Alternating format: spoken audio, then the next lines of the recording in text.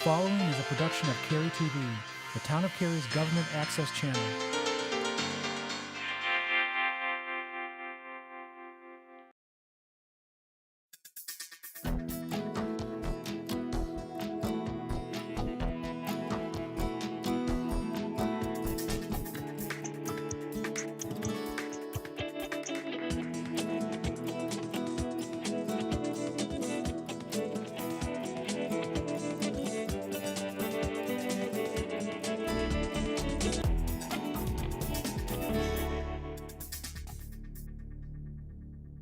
Hello, I'm Harold Weinbrecht, Mayor of Cary, and this is Cary Matters. It's the monthly program designed to help keep you informed about the issues that your council members are working on for our community. Joining me as co-host this month is Don Frantz, who is our District B representative. And Don's been on council since 2007. His district is mostly inside the Maynard Loop along Harrison Avenue. Don, thanks for being in this month's episode. Well, thank you so much for having me. It's glad to be here. Oh, absolutely. You know, there's been a lot of discussion in town about the new postal mail delivery service, or lack of. Thought we could talk about the changes they're making and how that impacts current and future Cary residents. Sounds like a good idea. And afterwards, we can answer questions about puppy mills and the Maynard Water Tower. So, Mayor, why don't you start telling us about what's up with the mail? And listen up, folks, because this is not a good thing, and you could be affected. You're right. This is not a good thing, and there's very little we at Town Hall can do about it except let you know. Well, it's no secret that the United States Postal Service has been losing money for a few years now. Each year there's less and less first-class mail volume as more Americans move to electronic billing and email. In 2012, the US Postal Service lost $16 billion. That's billion with a B. Last year, the agency twice defaulted on payments owed to the federal government to pre-fund retiree health care benefits totaling $11 billion. This agency has also exhausted a $15 billion line of credit from the U.S. Treasury. So needless to say, the postal officials are looking at a lot of options when it comes to cost cutting. And of course, we all support that in theory. But when it gets to specifics, things get a little messy because so many of us want exactly the same service we have had at exactly the same price. A perfect example of this is earlier this year when they were looking at ending Saturday mail service. That idea was crushed by lots of groups, including customers who just couldn't support that change. So now they've come up with a new plan to handle this crisis. Stop delivering mail. The sad part is he's not kidding, folks. In some places in Cary, you now actually have to go get your mail from the post office. Seriously. Yep, that's right. The council got a briefing on this from the town staff during one of our May meetings. It's pretty unbelievable, but it's true. Since one of the biggest expenses incurred by the Postal Service is delivering mail to your door or your curb, they decided it'd be a lot cheaper if they just put the mail in a centralized location like a neighborhood cluster box, and then you have to go fetch it yourself. So in the future, they want to stop delivering mail to these types of locations. And that's where the impact to Cary residents comes in. Based on the US Postal Service's plans for new neighborhoods, they will no longer deliver mail to your front door or to the mailbox out at the curb. Actually, there won't be a mailbox out at the curb. Instead, they're now requiring that every new neighborhood have a cluster box unit. That decision has caused a lot of problems and frustrations with many Cary citizens, especially those in new neighborhoods. In fact, there were some neighborhoods that were completely finished that actually had mailboxes out in front of the homes, yet the Postal Service refused to deliver the mail to those mailboxes. So the developers are now having to go back and retrofit in the cluster box units. And since the US Postal Service is a federal entity, that pretty much trumps municipal authority. we're pretty limited in what we can do to help. We have contacted the Postal Service about hardships created and with the new guidelines, and we'll certainly continue to do so. That's right. We contact congressional members and others, but there's, like you said, very little we can do.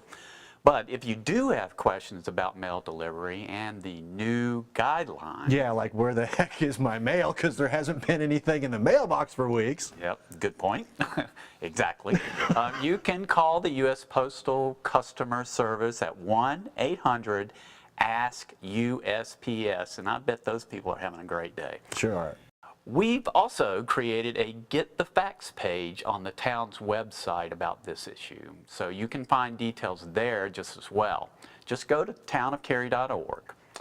Wow, I guess the days of dogs chasing postal carriers is probably almost gone. Yeah, but now they're just chased by bigger problems. You got that right. Well, coming up after the break, we're going to tackle some questions we've been hearing from you.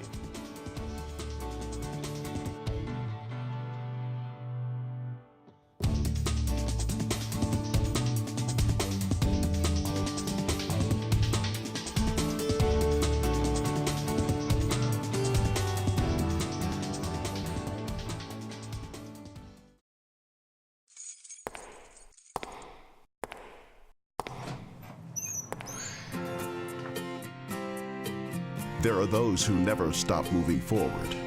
They work tirelessly to serve others. They strive for excellence. They are C-Tran. At C-Tran, our constant and total focus is you, getting you there safely when you need to be there. This commitment to you has made C-Tran one of the fastest growing transit systems in the Triangle. We provide an exceptional transit service to keep you moving. So whether your destination is here, or here, or here, welcome aboard C-Tran. Reach your destination on C-Tran. We're back. Thanks for staying with us. It's time now for us to address some of the questions the council's been getting from you. Okay, Don, what do you have? Well, we've received a question asking us what the town does to prevent puppy mills. Oh, very interesting and pretty sad. Well, we certainly want to make sure that we don't have a situation where animals are abused in Cary. But legally speaking, authority for regulating pet retail belongs to the state. And our town attorney shared with us that the Animal Welfare Act in the general statutes regulates pet shops and pet dealers, which means that Cary would not have the ability to prohibit the retail sales of pets.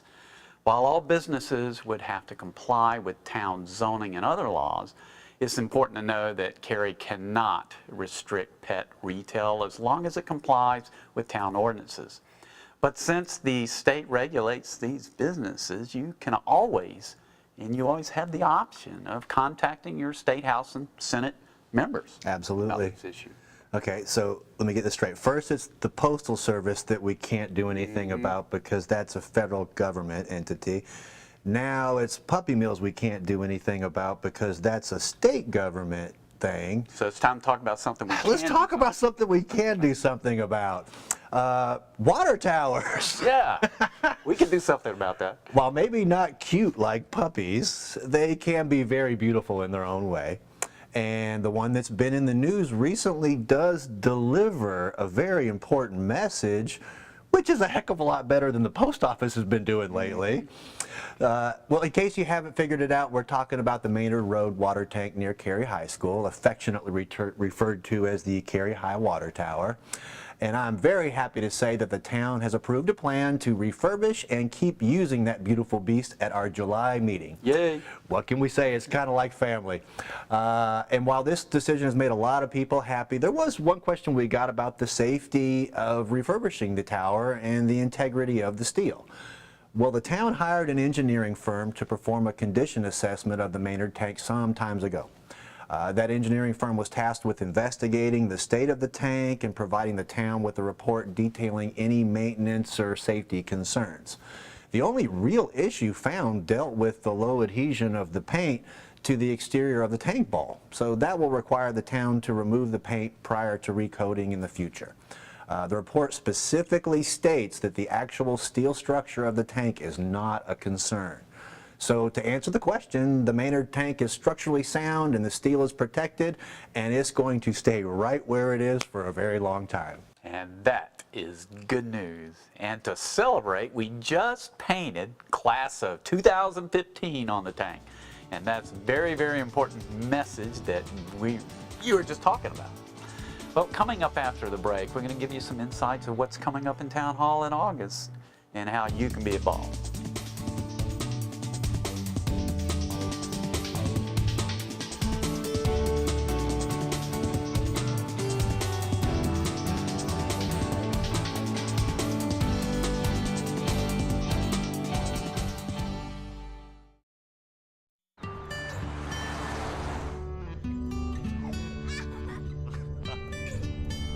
They say that when you're facing extreme danger, your life flashes before you.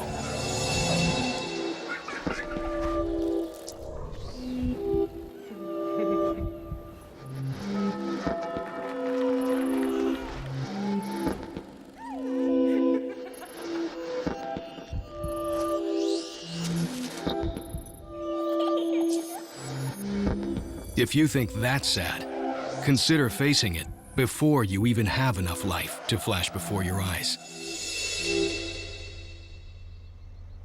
Car crashes are a leading killer of children 1 to 13.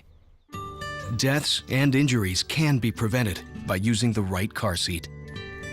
Visit safercar.gov/the-right-seat to know what is appropriate for each age and size.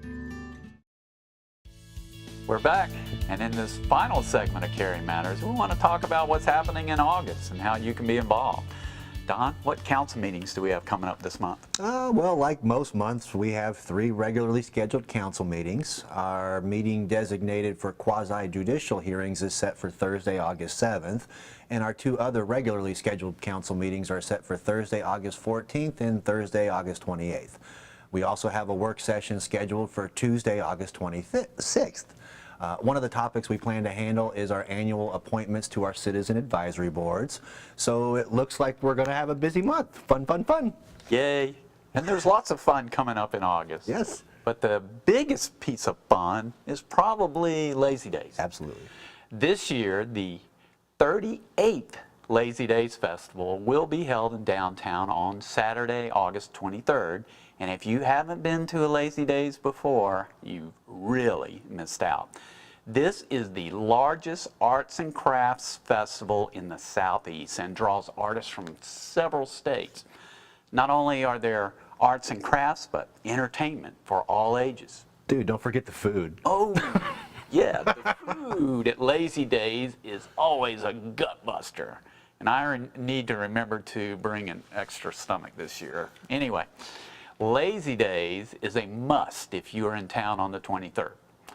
There are also lots of other events happening in the month of August, such as the USA Baseball's Identification Series. So if you want to see the baseball stars of tomorrow, you can catch them at the USA National Training Complex throughout the month of August.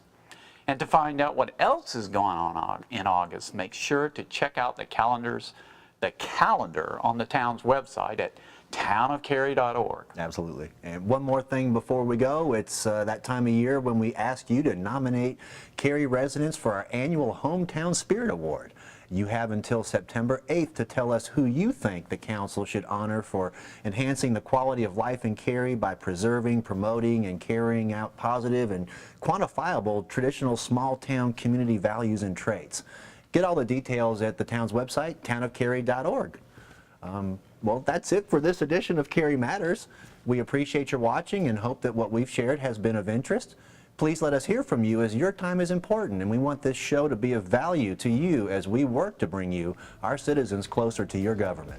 Amen to that. Well, remember, help keep Cary litter-free, clean, green, and beautiful by volunteering with our Spruce program. Thanks for watching, and as always, thanks for choosing to call Cary home.